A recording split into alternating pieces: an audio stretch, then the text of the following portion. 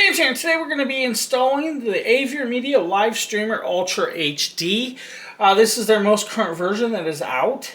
It's going to go into your PCIe 3 slot. Of course, with this, we do have a couple in here. I do have, of course, a USB hub, but we're going to place it right above that in the Fantex Evolve case onto, of course, my Asus motherboard. By doing this, we're literally just going to pop open the case, pull the handle or the side off. We're then going to, of course, find that slot we need, and that's going to be right above the USB slot. We're going to just unscrew this thumb screw, which is that simple. I mean, guys, this is just the most simplest install that you're going to have with this. Now, make sure if you guys are on carpet and stuff to, of course, tap the case and stuff so you don't get magnetically stuck with that. Now, here, of course, is the card itself. The card is nice and easily, of course, accessible. To install this, of course, you're going to flip it upside down, and we're going to figure out which direction it goes. Of course, it's going to go this direction, and you're literally just going to slide it in and pop it in that slot. I'm going to bring you guys a little closer. Hopefully, you guys can see this, so give me 1 second. So now that we're a little closer, you guys will see the PCIe slot that we're going to go into, and, of course, this back plate. We're going to go in here. We're going to line this up as we can. I know, guys, it's going to be a little hard because my big fingers are going to be in the way. We're literally going to pop it in, and now it's inserted. And that's all it takes to install it into, of course, this computer and on this case. You'll reverse the thumb screw, of course, just like this. You guys can do hand tight. You don't really need to do the screwdriver, but just make sure that's in there. And now when you guys want, of course, we'll move the computer, flip it all the way around for you guys, so you guys can actually see the back. And right here we have it installed. Here's our input and our output HDMIs.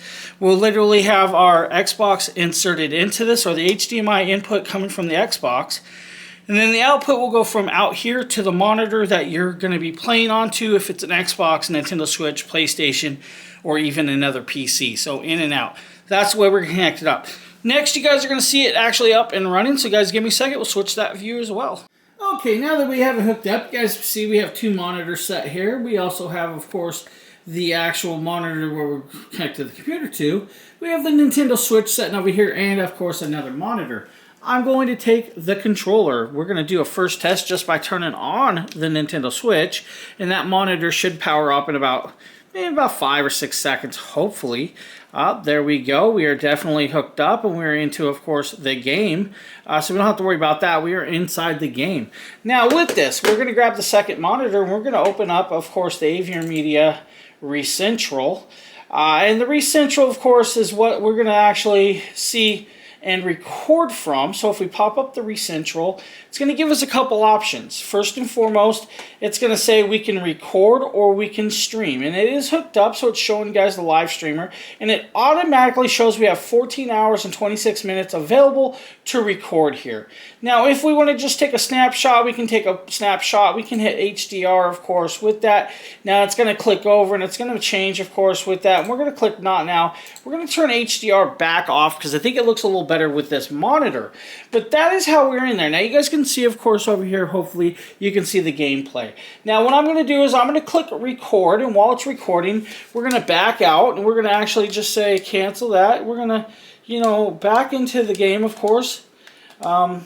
Let's just go back into return to title screen. Of course, we're going to have to return to title screen, and it's recording this. Now, what we're going to do is while it does that, you guys may see this played back up in the corner of it working and everything. As you guys will see that, of course, we can actually continue the game, continue where we actually did the save out. You'll see the speakers come on, of course. We'll have a little bit of sound, but it's kind of cool because we are recording this. We're about 30 seconds in of the recording.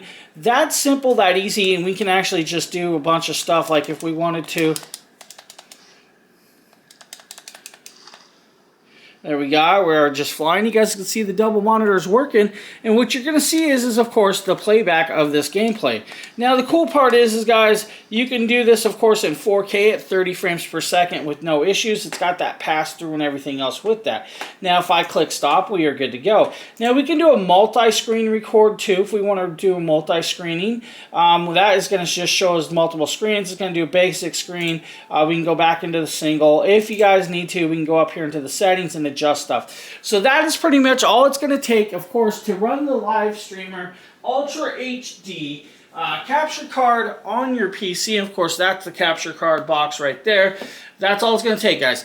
Now, you may already have all this set up instead of doing like I did, putting it on my desk here or my counter, because I actually had no other space today. But I want to thank you for watching. Hope you guys have a great one.